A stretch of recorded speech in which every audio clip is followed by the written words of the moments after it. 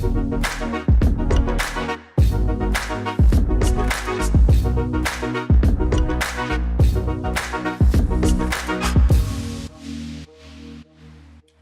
how's it going, everyone? And welcome to the Bot Podcast, where we interview movers, shakers, and innovators and talk all things conversational user interfaces. I'm your host, Chad Oda. And today we were very privileged to have Akemi Tsunagawa, the founder and CEO of Bespoke Incorporated, based out of Tokyo, Japan. Started in 2015, Bespoke is one of the fastest growing chatbot startups in the hospitality space. Their chatbot, Bbot, performs a variety of concierge tasks and virtually guides users at hotels, airports, and train stations. They currently have access to over 70% of inbound tourists entering Japan. So with that, Akemi, welcome to the podcast. Hi. So before we get started into like some specific chatbot questions, I always like to ask sort of a unique question based on our guests' sort of background and history. So I remember you had mentioned that your background was in finance. So entering into the technology space, did you face like any difficulties and obstacles not being a developer? And with that, do you have any tips for other sort of non-technical co-founders that are looking to enter the chatbot space? Sure. So one of the biggest challenges that I probably had would be, I just didn't understand the language. Like engineers speak different kind of language, and coming from finance, everything was different, and all the behavior and totally literally anything you name it. So what I did was, even though I didn't have any sort of like technology related background, I still try to figure things on my own a lot of times. And if I don't really understand it, I ask questions, so I don't bother other people. I don't know if that's really helpful, but so that's what we did. And then I think as soon as I got like a good developer, like upgraded my team, hired talented developers, and things started kind of like moving a lot faster. So I think one piece of advice I can probably give would be find a really good developer first. Then from there, you should be able to attract more talents. Absolutely. Kind of. I think that's great advice. It's like do a little research on your own so you have like an idea of like, what the technology is and, some questions, but make sure as soon as possible, it sounds like find a really talented developer or CTO or co-founder to sort of help to sort of address those more technical things. It's a great answer. Yeah, if you go like, oh, I don't understand anything, but can you help sort of things? And then people are like, you're not serious. So it's always good to have like some sort of foundation. Exactly. Absolutely. So sort of speaking about, that and then sort of transitioning to the company you have now, maybe talk a little bit about what Bespoke is doing and, what is the specific customer or market opportunity that you guys are solving? Right. And so like what we do here is literally just a chatbot focusing on like hospitality industry. We're based in Tokyo and about like 20 people working in team at the moment, but most of them are from different countries. We only have like one Japanese person besides myself. And tourists have like all sort of questions when they travel to a new destination. Sometimes language is also a problem, and sometimes they just don't have access to the type of information locals have. So what we do is you ask questions on a chat like, oh, what can I do around here? Or best restaurants in town, or, little less known places, sort of tips. And then you get immediate response because it's a chatbot. And it's available in English and Chinese at the moment, airports, hotels, train stations. Very cool. Yeah, and then the market that we're focusing on right now is a country where English and Chinese are not the main language, but lots of those tourists coming. And then at the same time, lots of hotels building up, like Japan, France, could be like Thailand, Vietnam. So it sounds like you guys are sort of rapidly expanding, initially starting in Japan, and now it sounds like migrating to other countries where there's a similar use case. Yeah. So sort of maybe going back to the start a little bit, what sort of initially drew your attention or got you interested in the chatbot space? Okay, so I'm going to be very honest. About like 2 years, a little over 2 years ago, I didn't know a word chatbot. I wasn't very tech savvy coming from finance. But then we were doing a website. Then as we did more interviews, like user interviews, people started asking us a favor, like, can you help book a restaurant, or can you do this for me? Can you look up information in English, Chinese? So we were helping, and then we shifted our service more towards concierge from just a plain website providing like tourist information. Then as we kind of spend more time doing user interviews, and people started becoming a little bit more demanding, like, I don't need your help tomorrow, I need your help right now. So we decided to shift our towards chat. Then we knew that like building a sophisticated chat interface would take a really long time and investments. So we decided to distribute my personal Facebook, WeChat, Line, SMS, and we started getting like lots of messages. It was almost like a spam. Then couldn't just reply back on time anymore. So we decided to automate it. And at that time, I didn't know it was called a chatbot. Kind of funny, but that's how we started. Yeah, no, that's very interesting, because like I know that you guys had started out as sort of like a website offering that was sort of catering towards tourists and showing them local destinations. And it's almost like through the pain point of the fact that the tourists like needed some sort of like on-demand service now, which sort of like drove you guys into this sort of chatbot space. It was sort of a natural segue, I sort of see. Yeah, it wasn't really like a radical change, because we kind of went like by step. And then in the end, it was like chatbot. And then we also, yeah. So when you guys like pushed out like that first version or that first iteration of the chatbot, what were like some of like the initial successes that sort of like gave your team confidence and were sort of like, okay, we're on the right track, we should continue focusing on this chatbot initiative? Right. So I think the initial success that we saw was like a TripAdvisor review, hotel user rated hotel, and then included a comment about our chatbot saying AI chat service was my favorite highlight of the trip or something. And then we're like, oh, like we didn't know a chatbot could be a reason for people to post reviews about hotels, because reviews are very powerful for hotels to increase like, booking, and then also like average night rate.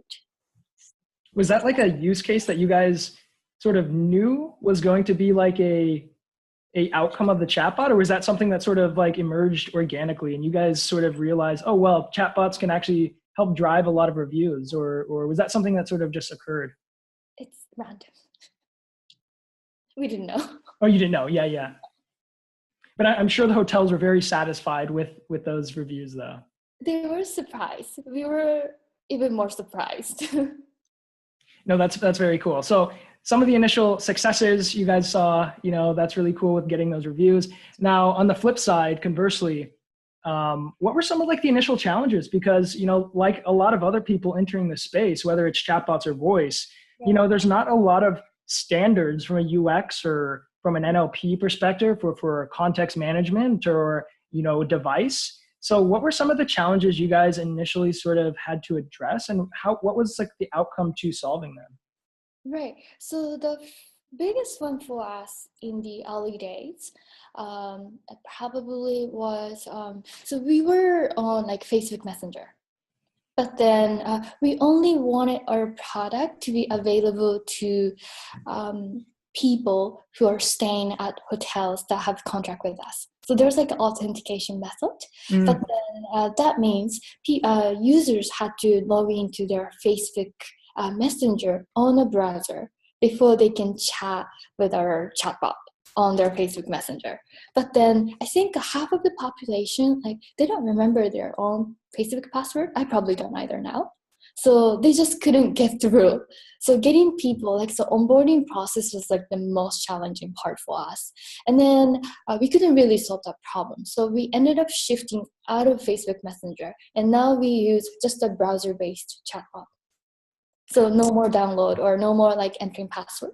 And then second challenge we probably encountered was just like most other companies, we had our own kind of like, assumptions. And 90% of them were wrong. So we ended up like building a lot of intents that people didn't use. No, that makes a ton of sense. And that is very interesting that, the onboarding component was like the major sort of like friction point for the entire experience. Do you think that's like maybe indicative of the fact that,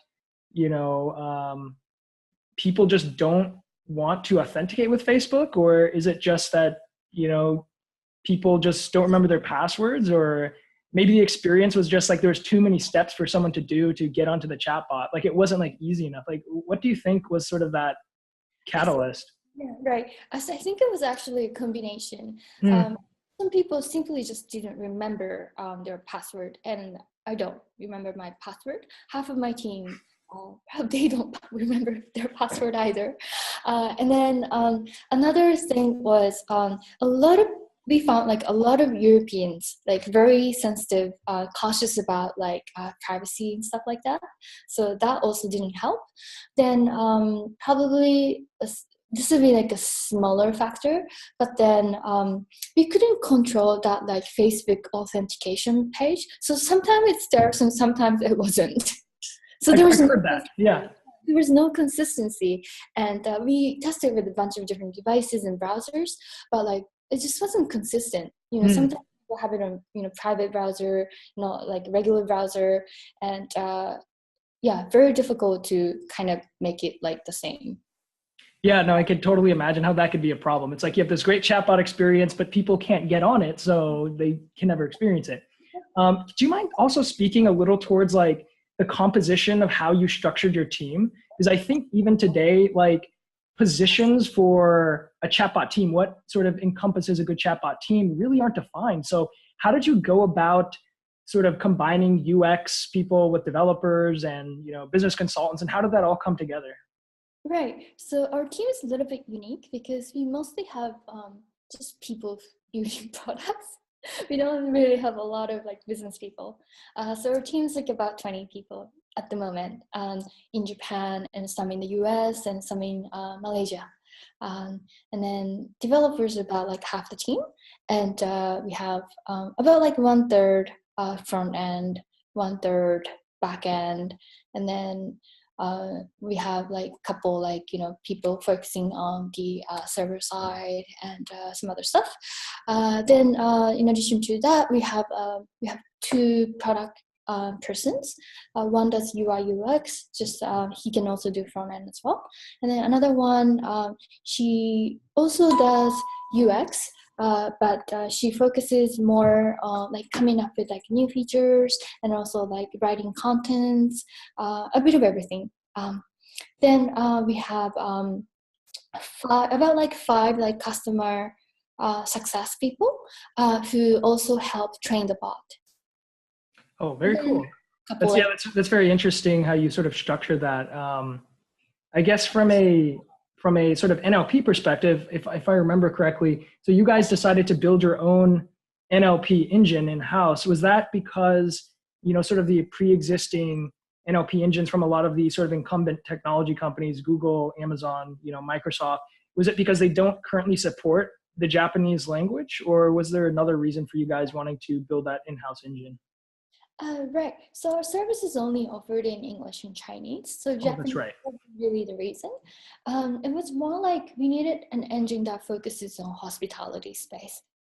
And Right. I see. didn't exist. So we tried like a bunch of different ones. We didn't want to, do big development from day one.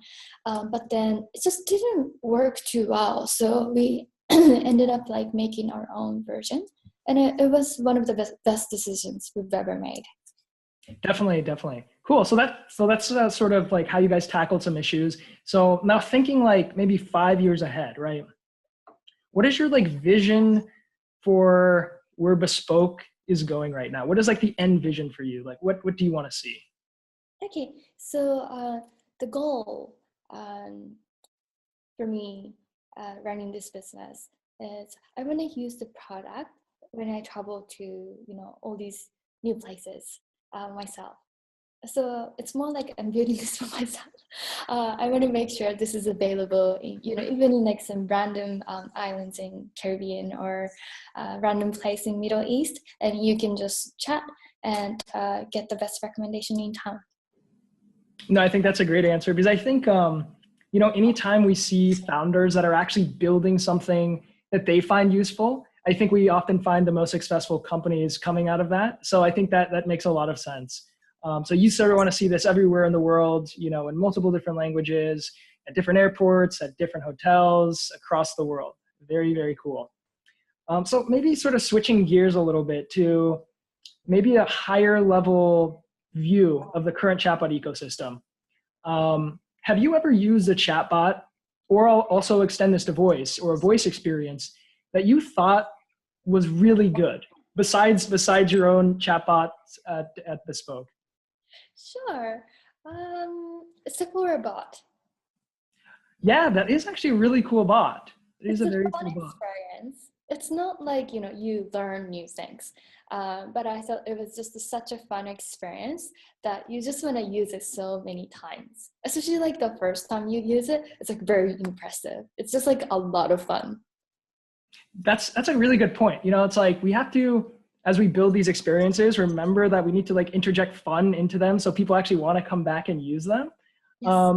So that's actually very interesting because it's like, it's almost difficult to count maybe on our hands the amount of bots that we actually find really good. So maybe from your opinion, like what do you see as like the current obstacles in the chatbot space that need to sort of be overcome in order for us to see a lot more bots that we actually really enjoy?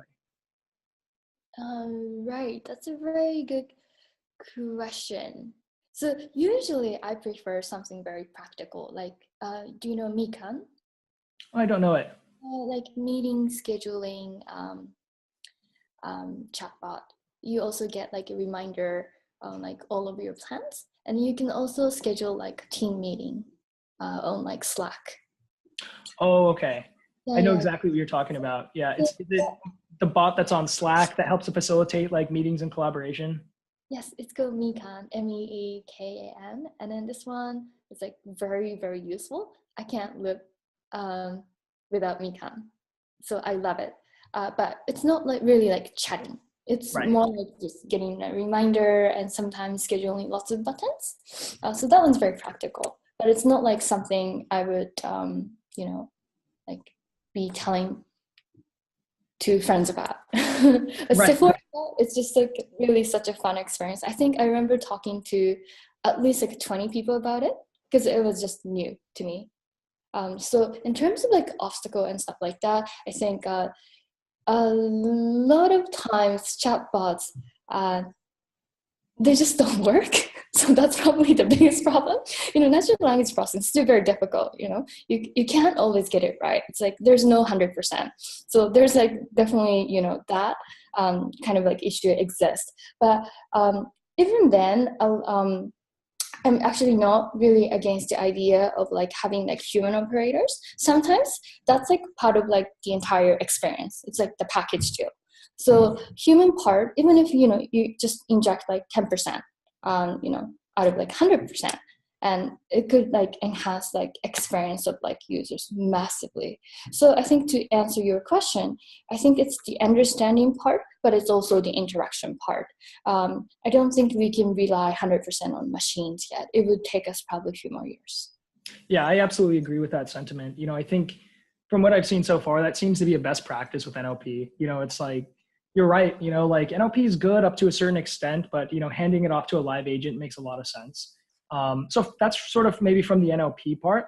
How did you maybe go about, addressing like the UX component of it? Because, from what I see right now, there are not really best practices when it comes to what user experience looks like from a sort of conversational, bi-directional sort of experience. And, at this point, it seems to me that people from psychology or from script writing or from, traditional UX are trying to pull in all these ideas. How did you guys go about trying to address that? So for that, we're still kind of like trying to figure out. it's very difficult because it really kind of depends on like who you're dealing with, right? I think we see like a different behavior among like, let's say, airport users, hotel users, and then also train station users. It's just very different. So we're still trying to figure out, but what we normally do is, so we have like a list of like assumptions, and a list of stuff that we want to test out. But before we actually implement to our chatbot, we have a feature where our operators or our staff can switch between human and bot. So there's a button, and then we just switch off to human. Then we test manually. That's very interesting. So it's like Manually. you're trying to emulate what the correct answer should be before you actually roll in what intent you're training to address that. Okay.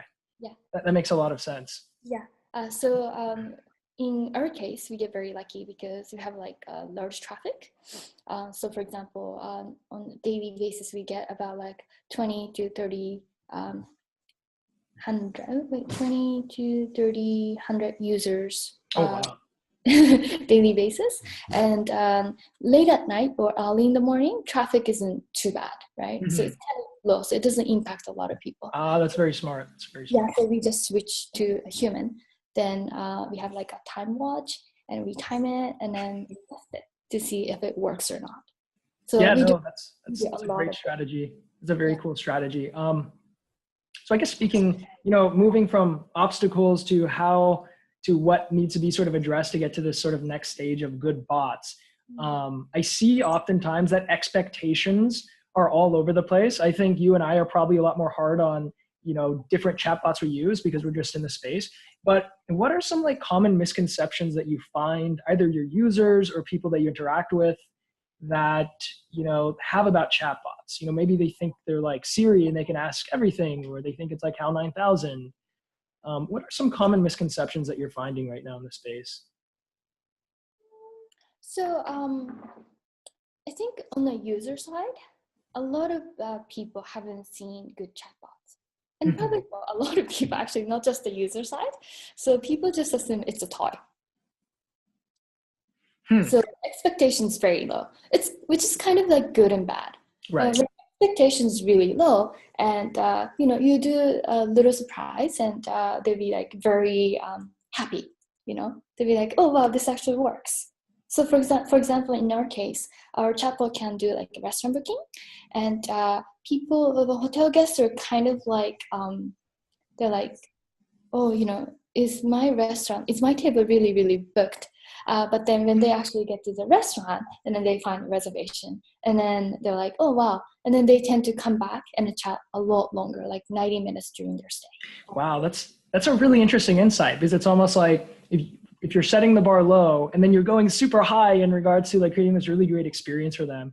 And then what you're seeing after that initial sort of interaction that sort of superseded their expectations, they are coming back and they're having a much longer experience. That's a very interesting insight that you're saying. So with current misconceptions and everything like that, I think we're still very young in the stage of chatbots, and especially voice as well. What is your sort of vision, maybe 5-10 years in the future, where you see all this technology going? Like, what is Akemi's, slice of a vision of the next 5 to 10 years with these technologies? Next to 5 to 10 years, that's a very good question. I don't know if I have a clear answer to that, but my guess is in 5 years' time, NLP would be much, much better than where it is right now today. So chatbots would start understanding a lot more stuff than I can process right now. So all that misconception that we have, hoping that would go away. And then also we would start seeing like lots of chatbots within chatbots. So it's like, so chatbots are known for, it's like a good it works really well when it's focused on a very small, like specific area.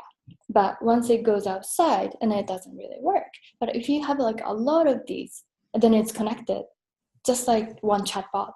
then this chatbot can perform a lot more tasks and more accurately. And I think that's the kind of future I see. But I don't know if it's like, 5 years. I could actually,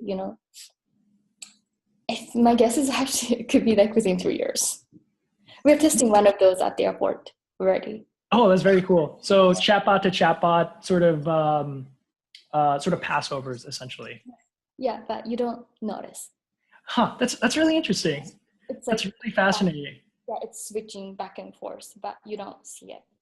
So that's interesting use case you have there, because I know I'm trying to remember what the name of that's right. It's this weather chatbot named Poncho, and they do something similar, but they let the user know, hey, I'm going to send you over here to this chatbot. So that's interesting that there's a number of bots in this ecosystem, and you're being passed back and forth, but you don't know. That's very interesting. But I agree with you. I think you're right. I think NLP and some of the NOU technologies that are being developed right now, I think there's a lot of promise with sort of things that are more scalable in nature. When just trying to juggle intent entity models with context management can become very messy when you have much larger and complex use cases. So I definitely agree that I think there's technology people are working on now, whether that's what they're calling high density, or what Microsoft and Google have been demoing with full duplex. I think you're spot on with that. And, we'll see what will happen in the next couple of years. As far as bot to bot passovers, I've been seeing, more and more companies begin to experiment with that. And I think it makes total sense. So cool. I love those. I love those visions of the next couple of years, because I think we're all sort of waiting for that sort of next, whatever that next level is, right? Where chatbots really come to fruition. So something else, because your chatbot company has been in the space for at least 3 years. And I think that's a lot longer than a lot of the other chatbot companies at this point. So, I really wanted to get your perspective on any specific insights from an NLP or UX perspective, or just from a data perspective that you've seen that sort of surprised you, because I think all of our guests are sort of tinkering with things. And I think you guys have a lot of perspective in this space.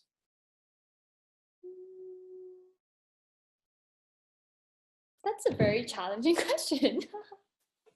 So yes, we've been in the chatbot space for like over 2 years, and we've seen lots of trend changing over the course of the last 2 years. And then probably the most valuable or helpful insight I can share would be so a lot of people assume it's more about technologies, but we actually disagree. It's more to do with designing the conversation. Mm-hmm. So, you can give user an answer, very simple answer, but if you just answer and the conversation just ends, because user gets what she or he wanted, right? But if you're adding extra questions when you answer to that question, and the conversation tends to go a lot longer. So it's not it's more like manipulating the conversation. So for example, one thing we do with some of the hotel clients that we work with, we blend in kind of questions. So clients want to collect data, very specific data from users. But if users know that the purpose of the conversation is to collect data, they don't want to chat anymore. So we blend in questions in between conversations. For example, if someone says, I'm looking for breakfast nearby. This person's staying at the hotel, and I say, I'm looking for breakfast nearby. And this is just a simple question. If you don't pay attention. But if you actually pay close attention to this, it actually means your breakfast sucks. So I want to eat outside. Interesting. It's like a massive, massive red flag for hotel owners, right? So what we do is we ask, so we have like a list of like assumptions, right? So that this person doesn't want to dine at the hotel. Is that because of the price range, or is that because of the food type? So maybe this person's vegetarian, and then the hotel doesn't prepare those, or simply didn't enjoy the breakfast there a day before. So our chatbot can ask things like, what kind of food would you like? And then this, you can get answer for the second type, if this person says Japanese and then the hotel only offers Western, and then that's probably the reason the guest is not eating there. And then you can also go what kind of price range are you looking at? And if the guest goes $15 and then the hotel racks is like $30, then there is an answer for you, right? Right. No, that's very interesting insight, because it's like, you're absolutely right. I think a lot of it does come down to engineering these conversations in a way that is natural, in the sense that you're collecting information in a way that people are amenable to. So I think that makes a lot of sense. And it's like sort of moving away from this question answer model that I think we see oftentimes with chatbots. I think that's a really valuable point. And then I think the other thing that you said too, it's like chatbots don't only act as sort of a success outcome for the end user using it. They also can act as sort of a business intelligence tool as well for the client, in regards to identifying sort of nuanced interactions with people that are using it that may sort of yield insights that they didn't even know. So those are very interesting insights.